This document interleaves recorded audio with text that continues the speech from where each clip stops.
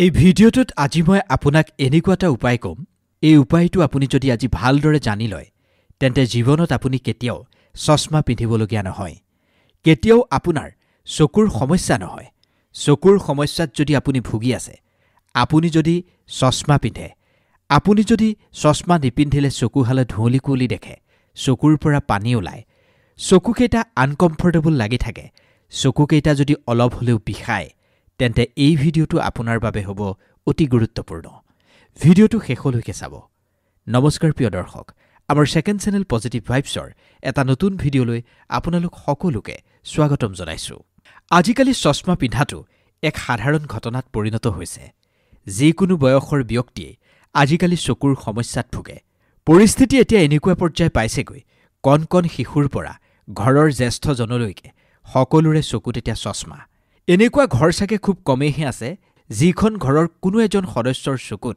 চশমা নাই এনেকুৱা ঘৰ খুব কমেইহে আছে চাগে কাৰণ পৰিয়ালৰ যিকোনো এজন সদস্যৰ চকুত চশমা দেখিবলৈ পোৱা যায় বিশেষকৈ শিশুসকলে মোবাইল চোৱাৰ অভ্যাস টিভি লেপটপৰ সন্মুখত বেছি সময় বহি থকা মানে স্ক্ৰীন টাইমটো যেতিয়া বঢ়াই দিয়া হয় বা পঢ়া-শুনাত যেতিয়া ধাৰাবাহিকভাৱে কঠোৰ মেহনত কৰা হয় তেতিয়া চকুৰ সমস্যাই দেখা দিয়ে কিন্তু আপুনি কেতিয়াবা ভাবি চাইছেনে এবাৰ আপুনি চশমা ললে সেই চশমা কেতিয়াবা আঁতৰাব পাৰিনে চশমা নোহোৱাকৈও কেতিয়াবা চলিব পাৰিনে ইয়াৰ উত্তৰ স্পষ্ট হয় আপুনি কিছুমান প্ৰাকৃতিক উপায়ৰ জৰিয়তে লাহে লাহে চকুৰ দৃষ্টিশক্তি যথেষ্ট উন্নত কৰিব পাৰে আজি আমি যিটো উপায়ৰ বিষয়ে আপোনাক ক'বলৈ ওলাইছো সেই উপায়টো কৰিলে জীৱনত আপুনি চশমাৰ কথা ভাবিবই নালাগে চশমানো আপুনি ল'ব কিয় লাগে সেই পৰ্যায়লৈনো আপুনি যাব কিয় লাগে চশমা লোৱাৰ পৰ্যায়লৈ যোৱাৰ পূৰ্বে আপুনি যদি কিছুমান প্ৰাকৃতিকভাৱে ঘৰুৱা উপায় কৰে তেন্তে আপুনি সেই পৰ্যায়টোলৈ যাবলগীয়াই নহয় আজি মই যিটো উপায়ৰ বিষয়ে ক'ম আপোনাৰ চকুৰ কাৰণে অত্যন্ত চমৎকাৰী এই উপায়টো ইমান বেছি প্ৰভাৱশালী আপুনি দৃষ্টিশক্তি বহুগুণে উন্নত কৰিব পাৰিব এই উপায়টো কেইদিনমান ধাৰাবাহিকভাৱে কৰিলে আপুনি আপোনাৰ চকুৰ দৃষ্টিশক্তিৰ উন্নতি নিজেই অনুভৱ কৰিব পাৰিব যাৰ চকুহাল দুৰ্বল বাৰে বাৰে যাৰ মাথাৰ বিষ হৈছে যি চকুহাল আনকমফৰ্টেবল ফিল কৰি আছে চকুহালেৰে ধুঁৱলি যিজনে দেখি থাকে অনবৰতে তেওঁলোকেও এই উপায়টোৰ পৰা বহুখিনি আৰাম পাব লাহে লাহে আপোনাৰ মাথাৰ বিষু কমি আহিব আৰু এটা সময়ত এই সকলোবোৰ নিজে নিজেই নোহোৱা হৈ যাব সকলোতকৈ ভাল কথাটো হৈছে এই উপায়টো কৰিবলৈ বহুত বেছি সাংঘাতিক টকা পইচাৰ প্ৰয়োজন নহয় এই উপায়টোৰ কাৰণে আপোনাৰ অপাৰেশ্যনৰো প্ৰয়োজন নহয় এই উপায় সম্পূৰ্ণ প্ৰাকৃতিক আৰু ঘৰতেই আপুনি খুব সহজতেই কৰিব পৰা এটা উপায় যেতিয়া কোনোবা এজন মানুহে আপোনাক কয় চশমা নোহোৱাকৈ মই একোৱেই নেদেখোঁ পেপাৰখন পঢ়িবলৈ যেতিয়া এজন মানুহে লয় চশমাযোৰ নিপিন্ধাকৈ তেওঁ এটা আখৰো পঢ়িব নোৱাৰে যেতিয়া এই সৰু সৰু ল'ৰা-ছোৱালীও চশমা পিন্ধিবলগীয়া হয় সিহঁতৰ আত্মবিশ্বাস বহু পৰিমাণে হ্ৰাস পায় তেওঁলোকে চশমাযোৰ পিন্ধিবলৈ বহুত বেছি আনইজি ফিল কৰে সেইকাৰণে আজি মই এটা ঘৰুৱা উপায় লৈ আহিছোঁ সকলোৰে বাবে ঘৰখনৰ শিশুৰ পৰা বৃদ্ধজনলৈকে সকলোৰে কাৰণে এই ভিডিঅ'টো আজি হ'ব অতি গুৰুত্বপূৰ্ণ যিজনেই চকুৰ সমস্যাত ভুগি আছে যাৰেই চকুত চশমা আছে তেওঁলোকে এই ভিডিঅ'টো চাবই আৰু যি চশমা পিন্ধা নাই বা যাৰ চকুৰ সমস্যা নাই তেওঁলোকে যদি এই ভিডিঅ'টো আজি চাই থয় অন্তত অনাগত দিনত তেওঁলোক চকুৰ সমস্যাৰ সন্মুখীন নহয় আৰু চশমাযোৰৰ বোজা তেওঁলোকে ল'বলগীয়া নহয় কিন্তু আপোনালৈ এটা অনুৰোধ চিকিৎসকক দেখুৱাই আপুনি চকুত যদি কিবা দৰৱ দি আছে তেন্তে সেই দৰৱ বন্ধ নকৰিব আপোনাৰ দৃষ্টিশক্তি সম্পূৰ্ণ ঘূৰি নহালৈকে চকুৰ চশমা আপুনি নুগুচাব চিকিৎসকৰ পৰামৰ্শ লৈ থাকিব মই এই উপায়টো সম্পূৰ্ণ প্ৰাকৃতিক উপায় ক'ম যিটো উপায় আপুনি চকুত দিয়া ঔষধ দিও এই উপায়টো কৰিব পাৰিব কেৱল দৰৱ পাতি চশমাযোৰৰ লগতে এই উপায়টো কৰি যাব যাতে আপোনাৰ দৃষ্টিশক্তি উন্নত হয় আহক অলপ পলম নকৰি আপোনাক এই ঘৰুৱা উপায়টোৰ বিষয়ে জনাই দিওঁ তাৰ পূৰ্বে কওঁ আপুনি যদি আমাৰ চেনেলটোত নতুন অনুগ্ৰহ কৰি চেনেলটো ছাবস্ক্ৰাইব কৰিব আৰু ভিডিঅ'টো ক'ৰ পৰা চাই আছে সেয়া আমাক কমেণ্ট কৰি জনাবলৈ একেবাৰে নাপাহৰিব এতিয়া আপোনাক ক'ব বিচাৰিছোঁ চকুৰ দৃষ্টিশক্তি বঢ়াব পৰা সেই ঘৰুৱা প্ৰাকৃতিক উপায়টোৰ বিষয়ে এই ঘৰুৱা উপায়টোৰ কাৰণে প্ৰথমে আপোনাক লাগিব মধুৰিআমৰ পাত। মধুৰিআমৰ পাতৰ সাংঘাতিক চমৎকাৰী লাভ আছে। আমি অজ্ঞানতাৰ বাবে মধুৰিআমৰ পাতক ইগনৰ কৰোঁ। মধুৰিআম আমি খাওঁ যদিও পাত আমি কেতিয়াও নাখাওঁ।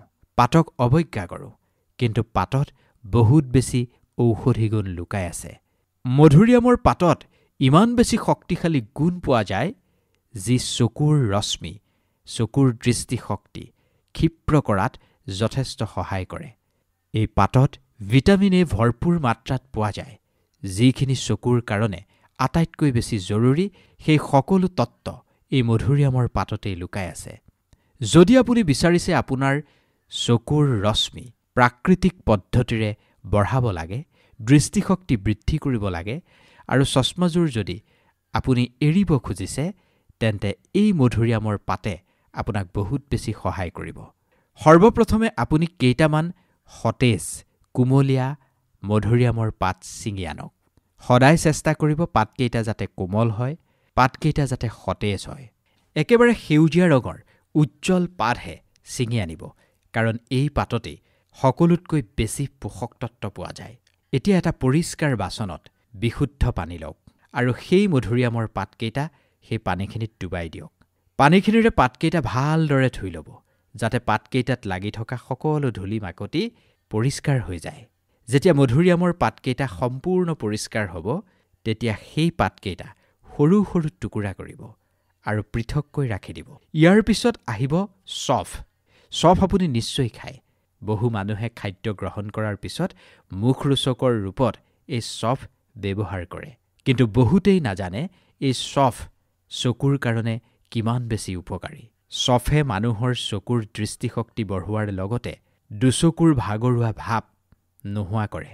যদি আপুনি ৰাতি ভালদৰে পৰিষ্কাৰকৈ দেখা নাপায়, ধুঁৱলি কুঁৱলী দেখা যেন অনুভৱ হয়, বা আপোনাৰ যদি অলপ অলপ মাথাৰ বিষু হয়, তেন্তে এই সকলো সমস্যা দূৰ কৰিবৰ কাৰণে চফ হৈছে আটাইতকৈ উত্তম বস্তু। আপুনি প্ৰায় 1 চামুচ চফ ল'ব। সেই চফখিনি আপুনি হাতেৰে মোহাৰিব। শুকান হাতখনেৰে সেই চফখিনি আপুনি মোহাৰি পেলাব। যেতিয়া সেই চফখিনি আপুনি অলপ মোহাৰি দিব, সেই 1 চামুচ যে চফ লৈছিল, সেই চফখিনি আপুনি মধুৰিআমৰ পাতকেইটাত দি দিব, মিশ্ৰণ বনাব। এতিয়া তৃতীয় বস্তুটো আপুনি ল'ব লাগিব। তৃতীয় বস্তুটো হৈছে নৰসিংহৰ পাত। বহু মানুহৰ ঘৰত নৰসিংহৰ পাত থাকেই। এই নৰসিংহৰ পাত চকুৰ কাৰণে বহুত বেছি উপকাৰী, কাৰণ এই নৰসিংহ পাতত ভিটামিনছ আৰু মিনাৰেলছ প্ৰচুৰ মাত্ৰাত থাকে। যদি আপুনি সহজতে সতেজ নৰসিংহৰ পাত পাই যায়, তেন্তে খুবেই ভাল কথা। যদি আপুনি সতেজ নৰসিংহৰ পাত নাপায়, তেন্তে আপুনি বজাৰত পোৱা শুকান নৰসিংহৰ পাতৰ পাউডাৰো ব্যৱহাৰ কৰিব পাৰে। যিহেতু আমাৰ সকলো মানুহৰ ঘৰতেই নৰসিংহৰ পাত পোৱা যায়, গতিকে আপুনি বজাৰৰ পাউডাৰ ব্যৱহাৰ কৰাতকৈ এই সতেজ পাত ল'ব। নৰসিংহৰ পাত কেইটামানো, মানে মধুৰিআমৰ পাত যিমান লৈছে সিমান নৰসিংহৰ পাতো লৈ ধুই সৰু সৰু টুকুৰা কৰিব আৰু সেই মিশ্ৰণখিনিত সেই পাতকেইটা দি দিব। ইয়াৰ পিছত আহিব সেই মিশ্ৰণৰ আটাইতকৈ শক্তিশালী আৰু প্ৰভাৱশালী বস্তুটো। সেয়া হৈছে গাজৰ। গাজৰ চকুৰ কাৰণে খুবেই ভাল। চকুৰ দৃষ্টিশক্তি বঢ়াবৰ কাৰণে গাজৰ হৈছে সৰ্বোত্তম, কাৰণ গাজৰত ভিটামিন এ ভৰপূৰ মাত্ৰাত পোৱা যায়। এই ভিটামিনে চকুৰ কোষবোৰক খুব বেছি মজবুত কৰে আৰু দেখাৰ যিটো ক্ষমতা, এয়া যথেষ্ট উন্নত কৰে। গাজৰটো ধুই গাজৰটো বখলিয়াই ল'ব, মানে ওপৰৰ চামনিটো গুচাই ল'ব। তাৰপিছত সৰু সৰু টুকুৰা কৰি সেই মিশ্ৰণত গাজৰখিনি দিব। ইয়াৰ পিছৰ সামগ্ৰীটো হৈছে তিয়ঁহ। চকুহালক ঠাণ্ডা দিবৰ কাৰণে তিয়ঁহ হৈছে সৰ্বোত্তম। চকুৰ জ্বলন-পোৰণ এই তিয়ঁহে কম কৰে। সকলোবোৰ সমপৰিমাণৰ ল'ব। মোবাইল কম্পিউটাৰ দীঘলীয়া সময়ৰ বাবে চাই থকাৰ কাৰণে চকুহাল ভাগৰি যায়। চকু মেলাত যদি অসুবিধা হয়, জ্বলন-পোৰণ হয় বা চকুৰ পৰা পানী ওলায়, তেন্তে সেই সময়ত চকুহালক তিয়ঁহে আৰাম দিব পাৰে। দুচকল তিয়ঁহ কাটি দুয়োটা চকুত যদি আপুনি অলপ সময়ৰ কাৰণে দি থয়, তেন্তে চকুহালে যথেষ্ট শীতল অনুভৱ কৰে। যিখিনি তিয়ঁহ ল'ব, সেই তিয়ঁহখিনিও পৰিষ্কাৰ পানীৰে ধুই ল'ব। তিয়ঁহখিনি বাতি এটাত পিচি ল'ব। যদি তিয়ঁহৰ গুটি আছে, আপুনি আকৌ পেলাই নিদিব, কাৰণ গুটি থকা তিয়ঁহ বহুত বেছি উপকাৰী আৰু এই গুটি থকা তিয়ঁহেই চকুহাল ঠাণ্ডা কৰি ৰাখে। ইয়াৰ পিছত দিবলগীয়া বস্তুটো হৈছে বিলাহী। এটা কথা মনত ৰাখিব, যি বিলাহী আপুনি ব্যৱহাৰ কৰিব একেবাৰে লাল পকা বিলাহীটোহে ব্যৱহাৰ কৰিব। আধা পকা বিলাহী ব্যৱহাৰ নকৰিব, কাৰণ আধা পকা বিলাহীৰ এই ক্ষেত্ৰত প্ৰভাৱ খুবেই কম। বিলাহীত লাইকোপিন নামৰ এক তত্ত্ব পোৱা যায়, যি চকুৰ কোশিকাবোৰৰ কাৰণে বহুত বেছি ভাল, কাৰণ চকুৰ কোষবোৰক ই শক্তিশালী কৰে আৰু দুৰ্বল দৃষ্টিৰ সমস্যা নোহোৱা কৰে। যদি আপুনি দূৰৰ বস্তু ভালদৰে দেখা নাপায়, ধুঁৱলি কুঁৱলি দেখে, তেন্তে আপোনাক বিলাহীয়ে এই সমস্যাটোৰ পৰা পৰিত্ৰাণ দিব পাৰে। বিলাহীও ভালদৰে ধুই সেই বিলাহীখিনিও পাত্ৰ এটাত পিহি ল'ব। এতিয়া তিয়ঁহ আৰু বিলাহীখিনি আগতে যে আপুনি পিহি লৈ থৈছে, সেইখিনি খুব গুৰুত্ব সহকাৰে এটা পৰিষ্কাৰ শুকান মিক্সাৰ জাৰত দি দিব। কিন্তু মনত ৰাখিব, মিক্সাৰ গ্ৰাইণ্ডাৰৰ সেই জাৰটো যাতে বহুত বেছি পৰিষ্কাৰ হয়, অলপো লেতেৰা যাতে নহয়, সেইটো আপুনি গুৰুত্ব দিব লাগিব। পুৰণা কোনো গোন্ধ যাতে জাৰটোত নাথাকে গুৰুত্ব দিব। সেই বিলাহী আৰু তিয়ঁহখিনিত আধা কাপ পৰিষ্কাৰ ঠাণ্ডা পানী ঢালি দিব। মনত ৰাখিব, পানীৰ পৰিমাণ যাতে বহুত বেছি নহয়। যদি আপুনি পানী বেছিকৈ দি দিয়ে, তেন্তে এই ৰস বহুত বেছি পাতল হ'ব আৰু ইয়াৰ আচল সোৱাদ বা আচল প্ৰভাৱ দুয়োটাই হ্ৰাস পাব। গতিকে আধা কাপ পানীয়ে ব্যৱহাৰ কৰিব। মিক্সাৰ গ্ৰাইণ্ডাৰৰ জাৰটো বন্ধ কৰি সেইখিনি মিক্স কৰিব, অৰ্থাৎ মিক্সাৰ গ্ৰাইণ্ডাৰত দি মেচিন চলাই দিব। বহুত বেছি স্পীডত আপুনি মেচিনটো নচলাব, লাহে লাহে চলাব, যাতে সেই তিয়ঁহ আৰু বিলাহীখিনি লাহে লাহে পিচি তাৰ পৰা ৰস ওলায়। তিয়ঁহ আৰু বিলাহীত থকা যাতে পোষক তত্ত্ব নিউট্ৰিচিয়েন্সবোৰ সুৰক্ষিত হৈ থাকে, তাৰ কাৰণে মেচিনটো লাহে লাহে চলোৱাটো খুবেই জৰুৰী। যেতিয়া আপুনি অনুভৱ কৰিব বিলাহী আৰু তিয়ঁহখিনি ভালদৰে মিক্স হৈছে বা এটা ধুনীয়া পেষ্ট হৈছে, তেতিয়াই আপুনি তাত গাজৰখিনি দি দিব। গাজৰখিনি প্ৰথমে যে সৰু সৰু টুকুৰা কৰি থৈছিল, সেই গাজৰখিনি তাত দি দিব। তাৰপিছত আকৌ মেচিনটো চলাই সেইখিনি মিক্স কৰিব। এবাৰ মিক্সাৰ গ্ৰাইণ্ডাৰটো চলাব, অলপ ৰখিব, আকৌ চলাব। এনেকুৱা কৰিলে তিনিওটা বস্তু, তিয়ঁহ, বিলাহী আৰু গাজৰ ভালদৰে মিহলি হৈ যাব আৰু এটা খুব গাঢ়, পুষ্টিকৰ, সোৱাদযুক্ত মিশ্ৰণ তৈয়াৰ হ'ব, যিখিনি দেখিবলৈও খুব ধুনীয়া যেন লগা হ'ব। যেতিয়া এই মিশ্ৰণ সম্পূৰ্ণ ৰূপত প্ৰস্তুত হৈ যাব, তাৰ পিছত আপুনি ল'ব লাগিব এখন পাতল চেকনি, পৰিষ্কাৰ চেকনি আৰু এটা বাচন। সেই চেকনিৰে সেই ৰসখিনি আপুনি চেকি পেলাব। কিন্তু চেকোতে আপুনি যিখন চামুচেৰে সেই মিশ্ৰণটো আপুনি স্পৰ্শ কৰিব, বহুত বেছি স্পীডত নকৰিব, জোৰেৰে দবাই নিদিব। সেই ৰসখিনিত যাতে সীতাখিনি নপৰে, তাৰ কাৰণে আপুনি চেষ্টা কৰিব লাগিব। যেতিয়া আপুনি সম্পূৰ্ণ সেই ৰস চেকনিৰে চেকি ল'ব, তাৰ সীতাখিনি যিখিনি থাকি যাব, জাবৰখিনি, সেইখিনি পেলাই নিদিব। তাতো বহুত বেছি পোষক তত্ত্ব থাকে। আপুনি বিচাৰিলে সেইখিনি আকৌ এবাৰ মিক্সাৰ গ্ৰাইণ্ডাৰত দি অলপমান পানী দি পুনৰ পিচি তাৰ পৰা ৰস উলিয়াব পাৰে। তেতিয়া আপোনাৰ সেইখিনি অথলে নাযায়। ইয়াৰ পিছত আপুনি যিখিনি সতেজ আৰু হেল্ডি জুচ তৈয়াৰ কৰিলে, সেইখিনি আপুনি এটা গিলাচত লওক। যদি আপুনি ঠাণ্ডা খাই ভাল পায়, 2-এটা সৰু বৰফৰ টুকুৰাও তাত দি ল'ব পাৰে। গৰমৰ দিনত বৰফৰ টুকুৰা দি খালেও বহুত বেছি ক্ষতি নহয়। যদি আপুনি বিচাৰে সেই ৰস আৰু বেছি সুগন্ধিযুক্ত কৰিব, তেন্তে তাত গোলাপৰ ফুল, সতেজ গোলাপৰ ফুল দিব পাৰে। গোলাপৰ সুগন্ধি বহুত বেছি ধুনীয়া। গোলাপে যিকোনো বস্তুৱেই বিশেষ কৰি তোলে। গোলাপৰ 2-এটা পাহি ল'ব, সেইখিনি হাতেৰে মোহাৰি দিব, যাতে তাত যি প্ৰাকৃতিক ৰস আছে সেইখিনি বাহিৰলৈ ওলাই আহে। সেই ৰসখিনি সেই জুচখিনিৰ সৈতে মিহলি কৰি ল'ব। গোলাপ ফুলৰ ৰসখিনি যেতিয়া তাত মিহলি হ'ব, আপুনি গিলাচটো লৰাই দিব, যাতে ৰসখিনিও ভালদৰে মিহলি হৈ যায়। তেতিয়া এই আটাইকেইটাৰ মিশ্ৰণে সেই গিলাচ ৰস একেবাৰে সুগন্ধিযুক্ত কৰি পেলাব।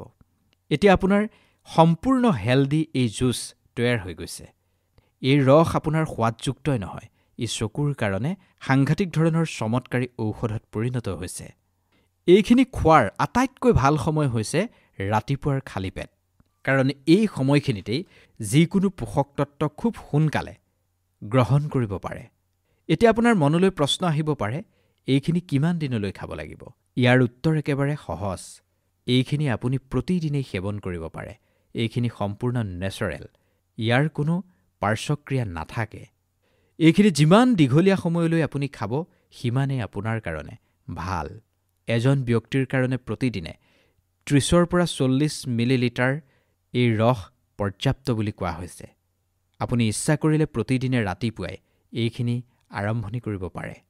এইখিনিয়ে আপোনাৰ চকুহালৰ দৃষ্টিশক্তি বঢ়ুৱাই নহয়, বৰঞ্চ আপোনাৰ শৰীৰটোক একেবাৰে শীতল কৰি ৰাখিব আৰু আপোনাক এক অদ্ভুত ধৰণৰ শক্তি যোগাব। ইয়াত থকা ভিটামিনছ, মিনাৰেলছে আপোনাৰ চকুৰ মাংসপেশীক যথেষ্ট শক্তিশালী কৰিব। চকুৰ যি ভাগৰুৱা ভাৱ, জ্বলন পোৰণ, পানী ওলোৱাৰ সমস্যা, এই সকলোবোৰ দূৰ কৰিব। এতিয়া আহিলোঁ সেই মধুৰিআমৰ পাত আৰু নৰসিংহৰ পাতলৈ। সেই যে কাটি থৈছিল আপুনি নৰসিংহৰ পাত আৰু মধুৰিআমৰ পাতখিনি, সেই পাত আপুনি পানীত উতলাই লওক। পৰিষ্কাৰ পানীত আপুনি সেই পাতখিনি উতলাই লওক। এনেকুৱাকৈ উতলাব আপুনি যেন একাপ ৰঙা চাহ বনাইছে। মধুৰিআমৰ পাত আৰু সেই নৰসিংহৰ পাত উতলাই তাৰ পৰা আপুনি যদি একাপ চাহ বনাই খায়, তেন্তে সেইখিনিয়ে আপোনাৰ চকুৰ দৃষ্টিশক্তি বঢ়োৱাৰ লগতে সেইখিনিয়ে আপোনাৰ শৰীৰত ডিটক্স ৱাটাৰৰ দৰে কাম কৰিব। যদি আপুনি খালী পেটতো মধুৰিআমৰ পাত চোবাই চোবাই খায়, তেন্তে ই আপোনাৰ চকুৰ দৃষ্টিশক্তি বঢ়োৱাৰ লগতে আপোনাৰ পাচনতন্ত্ৰ শক্তিশালী কৰিব। গেছ, এচিডিটি, বদহজম আদি সমস্যাৰ পৰা এই মধুৰিআমৰ পাতে আপোনাক যথেষ্ট ৰক্ষা কৰিব। এইখিনি আপুনি নিয়মিত সেৱন কৰিব পাৰে। আনহাতে নৰসিংহৰ পাত আপুনি ভোজনত বিভিন্ন ৰকমেৰে ব্যৱহাৰ কৰি আপুনি খাব পাৰে, কাৰণ নৰসিংহৰ পাতো চকুৰ কাৰণে বহুত বেছি উপকাৰী। এইখিনি আপুনি মিনিমাম এমাহ কৰিলে ইয়াৰ ফলাফল এটা নিশ্চিতভাৱেই পাব। কিন্তু এমাহ কৰি আপুনি থমকি নৰ'ব। এটা সুদূৰ প্ৰসাৰী ফলাফলৰ বাবে এইখিনি আপুনি দীঘলীয়াকৈ গ্ৰহণ কৰিব লাগিব। এই ভিডিঅ'টো সন্দৰ্ভত আপোনাৰ মতামত আমাক কমেণ্ট কৰি জনাবলৈ নাপাহৰিব। এই সন্দৰ্ভত আপোনাৰ হাততো যদি কিবা তথ্য আছে, তেন্তে সেইখিনিও আমাক জনাব। ভিডিঅ'টোৱে যদি 10 জনৰ উপকাৰ সাধন কৰিব আপুনি বিচাৰিছে, তেন্তে যিমান পাৰে সিমান এই ভিডিঅ'টো শ্বেয়াৰ কৰি দিব। ধন্যবাদ।